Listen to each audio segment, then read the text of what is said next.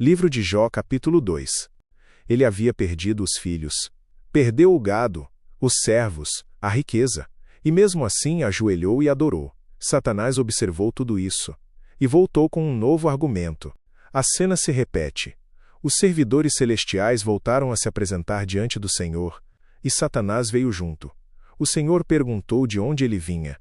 A mesma resposta, passeando pela terra, por aqui e por ali.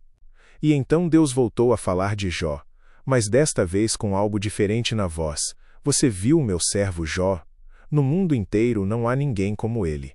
No entanto, você me convenceu, e eu o deixei desgraçar Jó sem motivo algum. Mesmo assim, ele continua firme e sincero como sempre. Deus reconheceu que Jó havia sofrido sem culpa.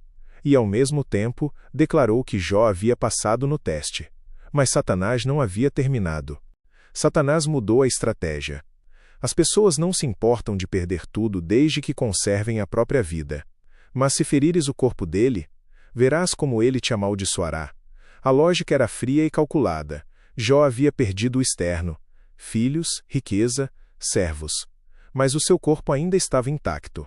Toque na pele, toque na carne, toque na dor física. E aí, você verá quem Jó realmente é. E Deus respondeu novamente com uma permissão. Faça o que quiser com Jó, mas não o mate. E então o golpe mais cruel veio. Satanás fez com que o corpo de Jó ficasse coberto de feridas horríveis, desde as solas dos pés até o alto da cabeça. Da planta dos pés ao topo da cabeça. Nenhuma parte poupada. Jó, que havia sido o homem mais rico, mais respeitado, mais abençoado do Oriente, agora estava sentado num monte de cinzas, com um caco de cerâmica na mão, para se coçar. O homem que tinha 7.000 ovelhas, agora não tinha nem um lenço. O homem que dava sacrifícios de madrugada pelos filhos, agora não tinha mais filhos para interceder. Só as cinzas, só as feridas, só a dor. E então veio uma voz, a única voz que ainda estava próxima, a voz da sua mulher.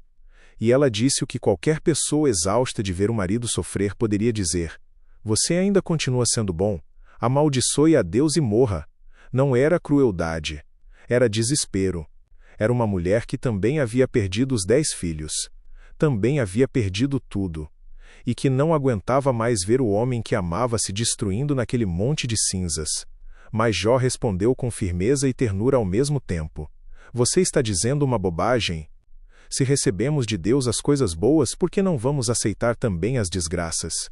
2 frases que encapsulam uma teologia que levaria uma vida inteira para aprender. Mas Jó não estava completamente sozinho. 3 homens souberam das desgraças que haviam caído sobre ele.